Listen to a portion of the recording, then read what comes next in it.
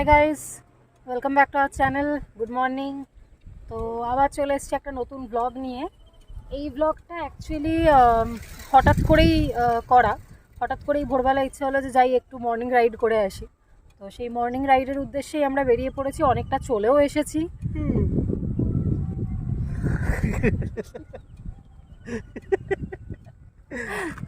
Morning ride তো সকালে উঠে লোকে হাই তোলে। সেই আরে আমাদের দেখো না, পেছনটা দেখো।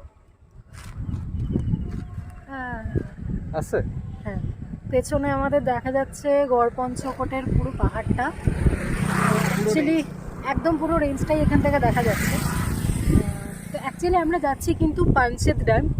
তো চলো, আর এখান থেকে হালকা মানে লাল লাল হয়েছে, মানে সানরাইজ হবে করছে আর কি। তো চলো দেরি না করে বেরিয়ে যাই। ব্লগটা তোমরা দেখতে থাকো, আশা করছি খুব ভালো লাগবে। তো চলো দিনটাকে শুরু করা যাক।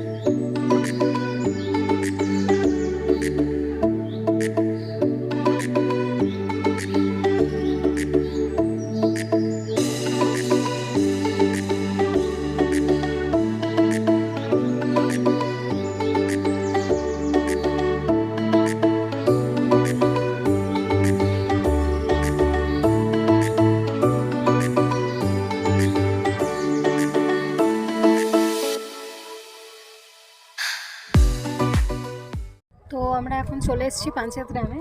আমাদের পেছনেই রয়েছে পাঞ্চেত ড্যাম। আমরা এলাম এদিকটা দিয়ে, আবার এটা দিয়ে সোজা গেলে চলে যাবে ধানবাদ। এই দিকটা হচ্ছে পুরুলিয়া, এই দিকটা হচ্ছে ধানবাদ। আর আমার ঠিক পেছনে দেখো যে দূরে যে পাহাড়টা দেখা যাচ্ছে, ওটা হচ্ছে গড়পঞ্চকোট পাহাড়। তো সেটাকে পেরিয়ে আমরা এলাম এখানে। এখন ড্যামের ওপরে একটুখানি দাঁড়িয়েছি, এবার আবার সোজা চলে যাব। সোজা গিয়ে ওখানে দেখবো কি আছে। বেশ সুন্দর লাগছে অ্যাকচুয়ালি। অন্য যে কোনো টাইমে আসার থেকে এই যে একদম সকালবেলা কোনো লোকজন নেই সেরকম, পুরো চারিদিকটা শান্ত, নৌকা চলছে। মাছ ধরার নৌকা নাকি কি জানি, মাছ ধরার নৌকা হবে। তাহলে প্রচুর নৌকা চলছে জায়গায় জায়গায়, আর নানা রকম পাখি উঠছে। সব মিলে বেশ ভালো একটা এনভায়রনমেন্ট। আর আমরা যখন ঢুকছি ড্যামের ওপর, মানে উঠছি, তখন কিন্তু মানে টিপটাপ বৃষ্টি পড়া শুরু হয়েছে। এখন সূর্যকেও আর দেখা যাচ্ছে না, মোটামুটি মনে হচ্ছে মেঘে ঢেকে গেছে। দেখা যাক, হোপফুলি বৃষ্টি না পড়লেই ভালো। বৃষ্টি পড়লেও খারাপ না। হ্যাঁ, না ভিজলে ঠিক আছে, পড়লে খারাপ না, শুধু না ভিজলেই হবে।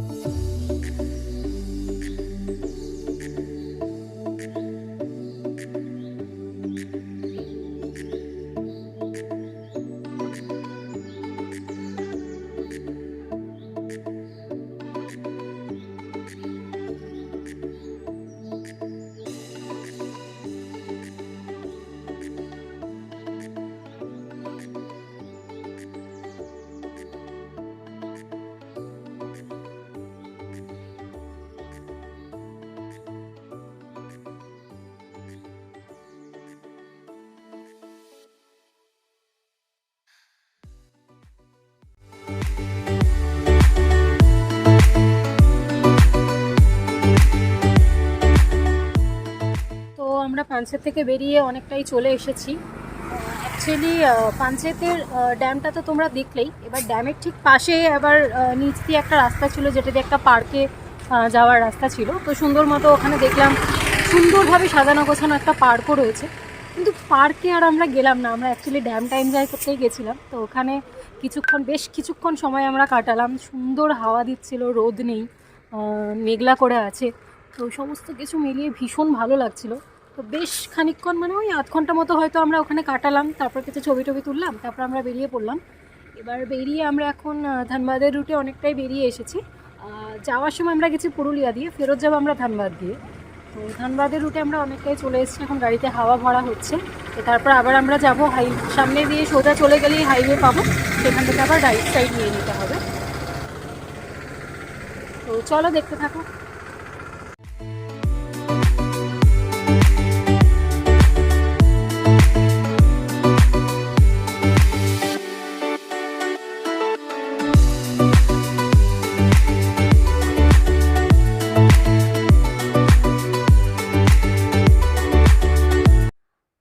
গাইজ, আমি ফাইনালি ফিরে গেছি। আমরা অ্যাকচুয়ালি রাস্তায় দেখতেই পেলে, তোমাদেরকে বললামই বৃষ্টি পড়তে শুরু হয়ে গেছিলো। তো ফাইনালি এখন বাড়িতে এলাম একটু আগেই। তো আসার পরেই একটা পার্সেল এসেছিলো।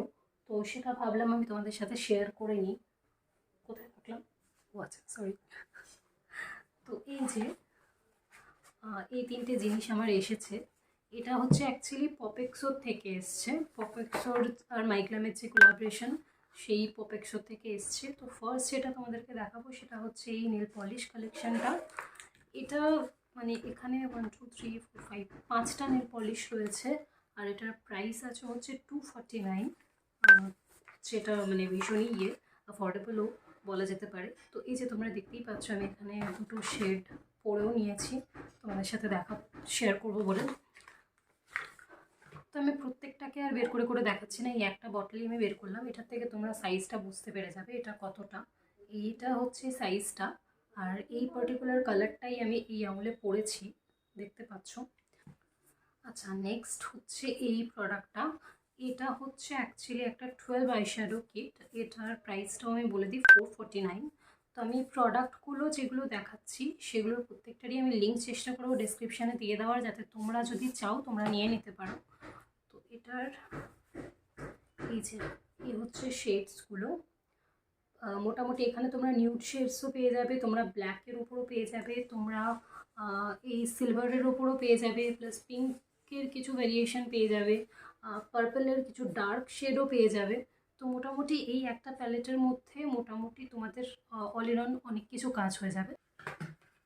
তো নেক্সট অ্যাকচুয়ালি হচ্ছে এই লিপ কিটটা। এর মধ্যে 3টে লিপস্টিক রয়েছে, 3টে মিনি লিপস্টিক রয়েছে, বুলেট লিপস্টিক। আর এটার প্রাইস হচ্ছে 349 এগেন। তো এই যে এই 3টে শেড রয়েছে। এই পার্টিকুলার শেডটা তোমরা দেখে নাও। এটা হচ্ছে কমফর্ট জোন এটার নাম। তো এই জাস্ট এইটার লেন্থ লিপস্টিকটার। তো নেক্সট যেটা আছে সেটা হচ্ছে এই পার্টিকুলার শেডটা। এটা ভীষণ মানে মিষ্টি একটা পিঙ্কের শেড। এটার নাম হচ্ছে ব্লিস। আর নেক্সট আরেকটা আছে সেটা হচ্ছে হাইপ, এই পার্টিকুলার কালারটা। তো আমরা ফিরে তোমাদের সাথে শেয়ার করলাম কিছু প্রোডাক্টস এসেছিলো। তো এরপর অ্যাকচুয়ালি এখন একটা রেসিপি আমি বানাবো মাছের। তো ভাবলাম সেটাও তোমাদের সাথে শেয়ার করে নিই। যখন ব্লগটা শুরু করেছি তখন পুরো দিনটাই কন্টিনিউ করি। তো চলো দেখতে থাকো।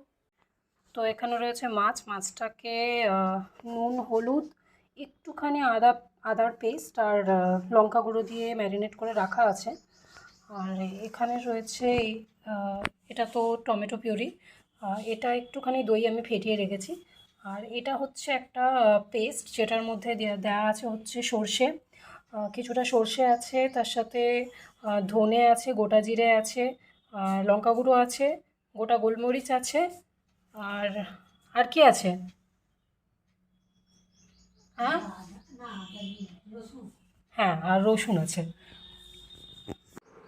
তো তেলটা গরম হয়ে গেছে, এবার এক এক করে মাছগুলো তেলে ছেড়ে দেবো।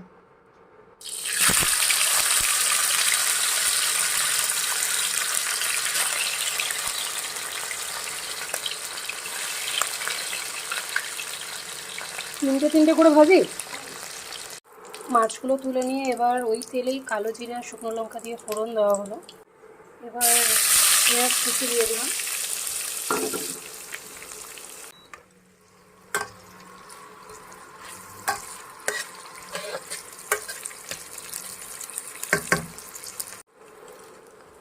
তো এরপর দেব হচ্ছে, পেঁয়াজটা ভাজা হয়ে গেলে একটু আদা পেস্ট,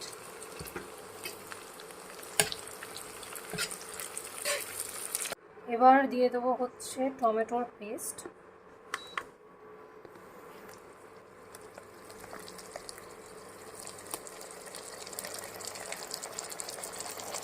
পরিমাণটা টোটালি ডিপেন্ড করছে তোমাদের সর্ষের অ্যামাউন্ট কতটা আছে আর তার সাথে মাছ কতটা দেওয়া হচ্ছে।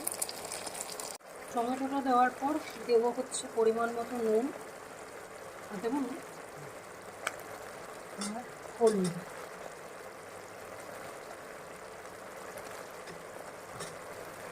তোমরা চাইলে সর্ষের পেস্টটা বানানোর সময় ওটাতেও হলুদ দিয়ে দিতে পারো, তাহলে আর পরে দিতে হবে না।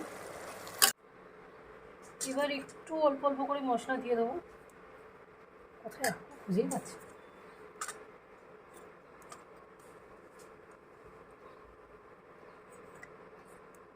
অল্প একটু জিরে গুঁড়ো, ধনে গুঁড়ো, একটু লঙ্কা গুঁড়ো আর একটুখানি গুঁড়ো মশলা।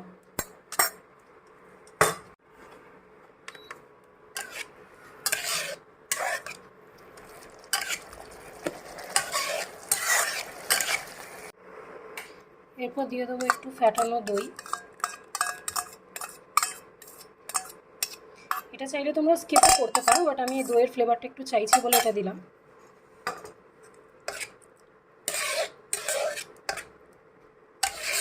তো দইটা দেওয়ার কয়েক সেকেন্ডের মধ্যেই আমি দিয়ে দেবো হচ্ছে সর্ষের যে পেস্টটা আমি রেডি করে রেখেছিলাম।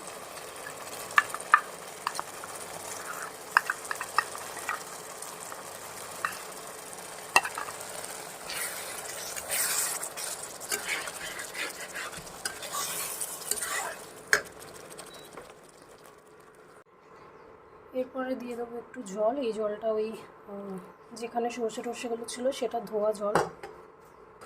আর একটু জল দিয়ে আর দুটো কাঁচা লঙ্কা চিড়ে দিয়ে দিয়েছিলাম। তো সেটা কিছুক্ষণ ফোটার পর এবার মাছগুলো একে একে দিয়ে দেবো।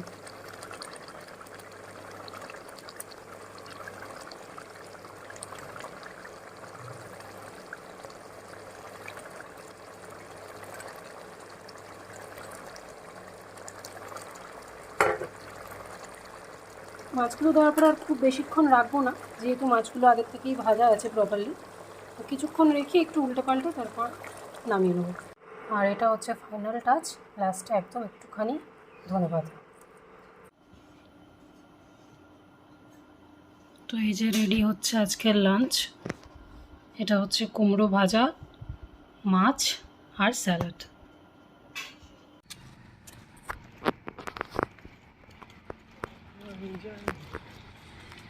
কি জানো কে যে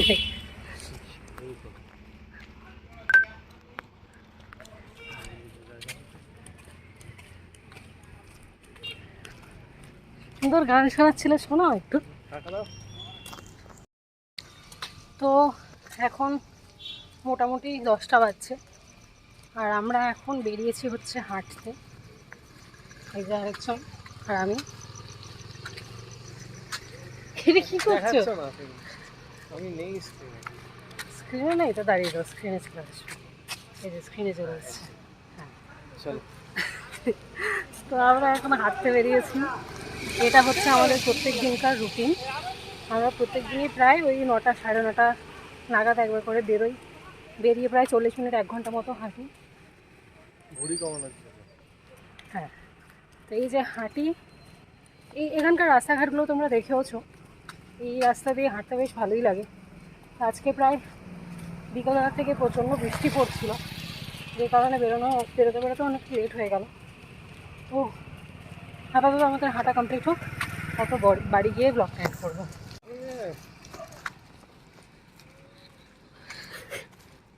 কি তুমি কি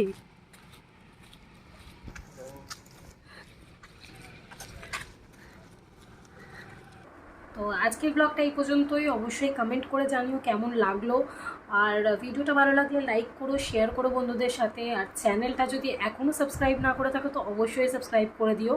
তো চলো আজকের এই পর্যন্তই, দেখা হচ্ছে খুব তাড়াতাড়ি একটা নতুন ব্লগ নিয়ে। Till then take care.